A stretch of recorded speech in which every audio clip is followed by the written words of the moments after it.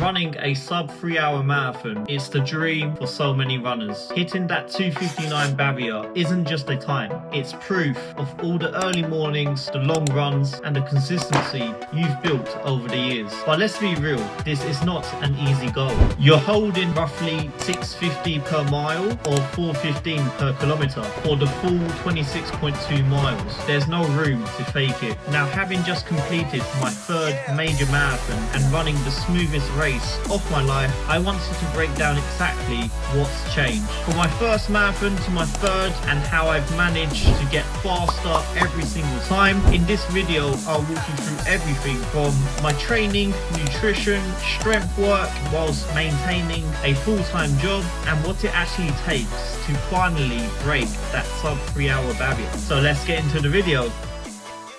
So firstly, how many people actually achieve this goal? So around 4% of men run a sub 3 hour marathon, and for women it's even lower at 1%. The average marathon finishing time is around 4 hours and 30 minutes. So this means that roughly 1 in every 20 to 40 runners achieve this time. Achieving a sub 3 is where the amateur level training stops and the elite level discipline starts to begin. So here are my 5 key tips I found through personal experience that's allowed me to accelerate and take my training to another level.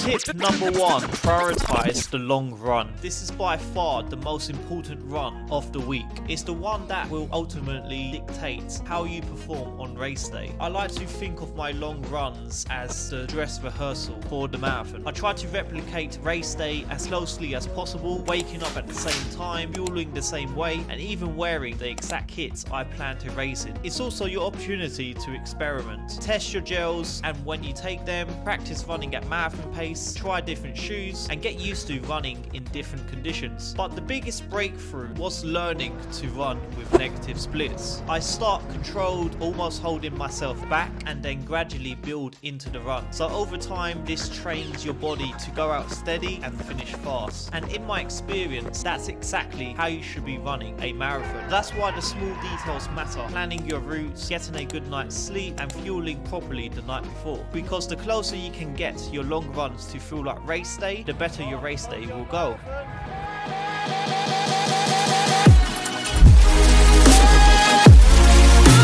Tip number 2 is adding strength training into your routine. This has been a game changer for me. I've always believed that strength training is one of the biggest reasons I've become a stronger runner. This is because in my Tokyo marathon block, I was only running around 3 times per week, hitting roughly 34 to 42 miles, which is lower than many runners chasing a sub 3 who are often doing 55 miles and more. But the difference, in between those runs, I was in the gym consistently every other day. 2 of those sessions was focused purely on legs. One was around stability, including a lot of single leg work, balance, tib bar raises and slant board exercises, and the other was heavy. So I'm talking about squats, leg press, lunges, really building raw strength through compound movements. And honestly, this is what's built my foundation, because that kind of training mimics exactly how your legs feel when you hit 30k in a marathon. Tired, heavy, but needing to push through. But here's the key thing,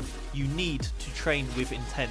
Especially on those heavy leg days, it's not supposed to feel easy. And it's not just about legs either. Training your upper body matters as well. So that's why, in my opinion, becoming a hybrid athlete is one of the best things you can do to both improve your marathon performance and become a complete athlete.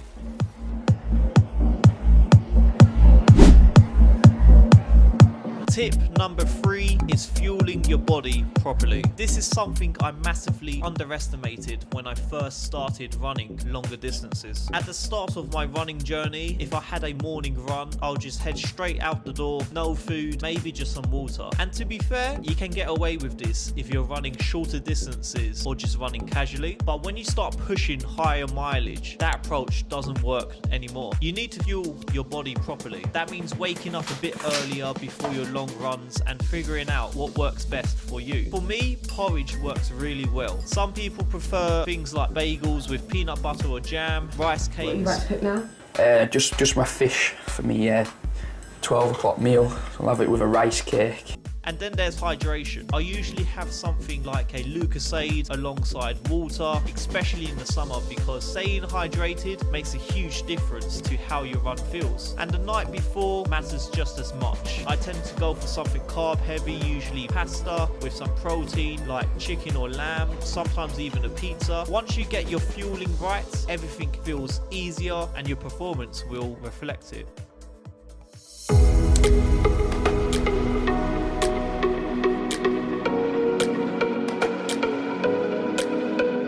Tip number 4, prioritize sleep and recovery. You'll see a lot of content out there talking about recovery tools such as ice baths, muscle guns, all the latest gadgets, but honestly, the most effective form of recovery is simple: sleep. When I first started running, I made the mistake a lot of people make, increasing mileage too quickly, not recovering properly between sessions, and eventually picking up injuries. It's especially common when people sign up for a marathon and suddenly go from running casually to ramping up their mileage fast. So that's why I structure my training in a way that allows proper recovery. For me, that's usually 3 runs per week, spaced out, giving my body time to recover while I train other muscle groups in between. But recovery isn't just about sleep, it's also about how you prepare your body. I go through a full mobility routine. This includes foam rolling, dynamic stretching, band work, calf activation, and warming my feet, all while hydrating and getting some fuel in. By the time I start running, my body already feels warm, activated, and ready to go. And it's these small habits done consistently that really add up over time. They help you stay injury free, train consistently, and ultimately get you closer to that sub-3 goal.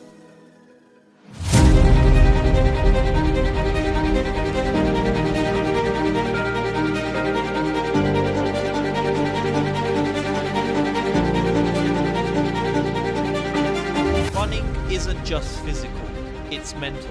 At any point in a run, you can stop. You can tell yourself it's too hard. But what separates people is belief and the ability to keep going when it gets uncomfortable. Like anything, that comes from consistency. The more you train, the more confident you become. Set yourself goals, even ones that feel slightly out of reach, because that's what's going to raise your standards. Now, a few things that's helped me mentally during training and races is first, adding house music to your playlist.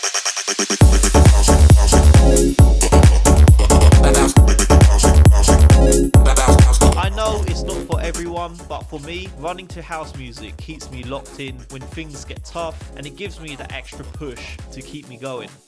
Second is invest in a sports watch. For me, I have the Garmin Forerunner 970. Any sports brand will do. Helps track your pace, your heart rate, and it can be a huge advantage. If you're going out too fast, you can rely on the in-ear Bluetooth if you keep drifting off pace, and it tells you the time of each mile split, so you know if you're going out either too slow or too fast. And the third factor, run in all conditions. Don't avoid the rain, the wind, the heat. As you know, on race day, you don't get to choose the conditions. Learning to adapt builds resilience, and that's what you rely on when things get tough late in the race. And at the end of the day, the more miles you put in, the stronger your aerobic base becomes, and the more confident you feel holding your pace. But again, everything I've shared in this video is based on what's worked for me, and I'm still learning with each race I do. If you stay consistent, trust in your training, and keep building through experience, you'll give yourself the best possible chance of breaking that sub-3 barrier. SQ boy, I come from the roads. People wanna try and put Wiley on hold, but no. I'm one of those. Bad attitude, yeah, I got one of those. Yeah, gal, I got enough of those. Black T-Spark, yeah, I had one of those. Gal, I'm on a low, yeah, I got enough of those. Lyrics in the war, yeah, I had enough of those.